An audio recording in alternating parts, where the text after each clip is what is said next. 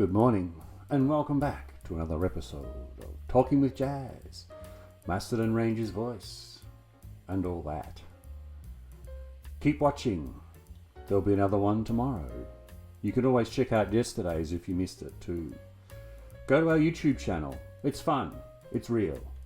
It's called Macedon Ranger's voice, and the first thing you'll see are the videos in the order that they're uploaded. Anyway, talking of work. Work is not only important because it gives you money, it's also very satisfying. And they often talk about it, politicians do, they talk about the dignity of work, which sounds funny because, there's no dignity in holidays? Or you're indignant if you're retired? I don't know. It's funny, but I do actually agree with it. I do actually think that when you work and when you get paid and when you walk home, you go, I've done something today. Even if you didn't like doing what you did. And there's lots of people like that. A lot of people don't like their work. But when they're offered the opportunity to not work, I think they find the work they did wasn't that bad compared to not working. And it's not just the money. And that's the interesting thing. It's the dignity of work.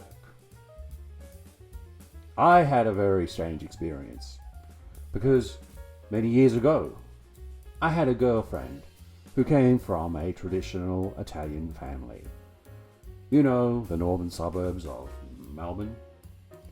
And she was lovely, of course. And she had a sister as well. And she was lovely, of course. And both sisters were going out with Australian blokes. Australianos, that just to translate. Australiani would be the two of them, and then Australiano would be just the singular Australian. I mean, of course they were Australian too, and they just called themselves Italo-Australians. That's getting way too complicated for this story, which is just really about work.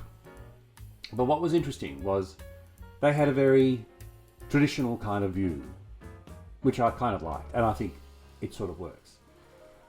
And the difference between me and the other boyfriend, the other Australiano, was that I was working. I had a job.